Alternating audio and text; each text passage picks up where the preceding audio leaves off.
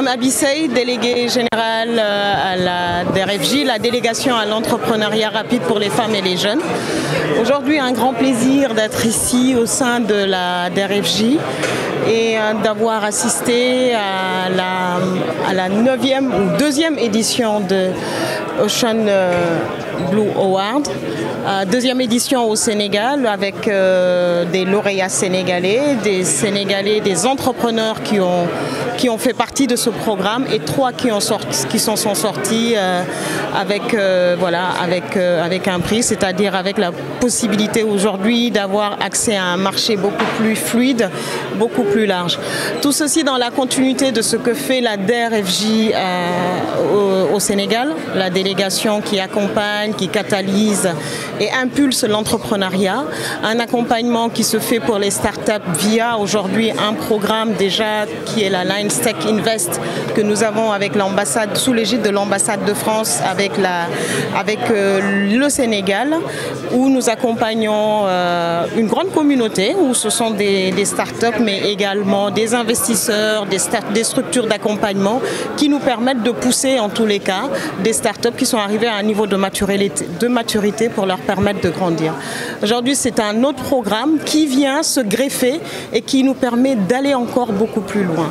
Et au-delà de cet événement, de cette 2e édition qui vient de se passer à Dakar, il y a également un nouveau programme autour de Blue Award City, où là, on est vraiment sur un programme dédié aux villes, donc des villes durables, avec tout un plaisir que nous avons eu à accueillir quelques communes, notamment Kaolack, Malicounda, Sandiara et la ville de Pikine aussi, qui vont aussi participer à ce Blue City aujourd'hui. Et c'est un programme qui va leur permettre aussi de faire éclore ce qu'il y a de plus beau. Quand je dis de plus beau, c'est-à-dire tout ce qu'il y a de plus créatif au niveau des territoires à travers l'entrepreneuriat des femmes et des jeunes.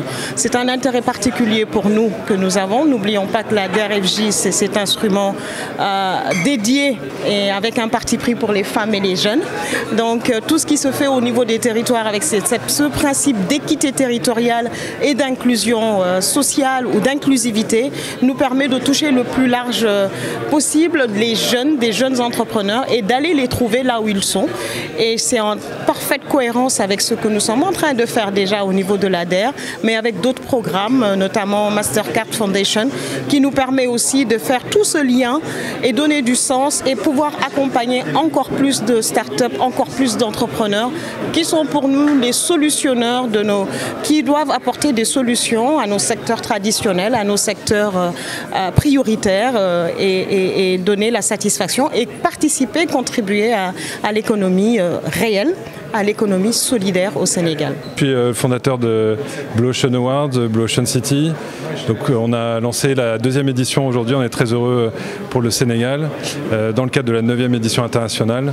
Voilà, on a ouvert à l'international maintenant il y a 4 ans.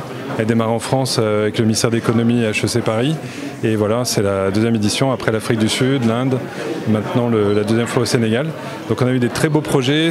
On voit que il y a même une grosse différence, une grosse progression entre les 2 années par rapport à l'année dernière. On voit les startups qui sont beaucoup plus matures, professionnelles, et puis surtout qui vont direct sur des océans bleus, ce qu'on appelle les océans bleus, c'est-à-dire des offres qui créent vraiment des marchés nouveaux et qui se différencient fortement le plus possible. Donc bravo à tous les gagnants. Donc à Yellow App en tant que sociétal, à Skype en tant que mentor, et puis à Condana en tant que baby. Donc bravo à eux 3 et à leurs fondateurs. Alors cette année, vous en êtes à la 2e après que la première ait lieu l'année dernière. Qu'est-ce qui vous inspire, vous motive à organiser cette Blue Ocean? Et en plus de ça, pouvez-vous nous parler un peu de Blue Ocean City? Ce qui motive, c'est à chaque fois, c'est un bain de jouvence, quoi. C'est-à-dire qu'on se connecte à des projets qui vont avoir un impact tout de suite sur le monde dans lequel on vit. Donc ça rajeunit, ça maintient voilà, un intérêt fort, quoi. Donc ça motive à faire toujours d'autres éditions dans d'autres pays, à renouveler. Et puis ensuite, ça va être pour le Blue City, effectivement, c'est un peu la continuité, puisque en fait les awards, ça crée le prix d'accélération pour aider à aller plus vite pour des startups, des entreprises déjà existantes. Mais après, la partie City, c'est l'étape d'avant, c'est-à-dire trouver les bonnes idées et aller les lancer commercialement, ce qui est vraiment une partie qui est la plus compliquée, et là où il y a le plus de déperdition chez les entrepreneurs, le plus d'échecs. Et donc là, on veut vraiment les aider là-dessus avec les nouveaux outils et les méthodes qui vont bien, comme la stratégie Océan Bleu.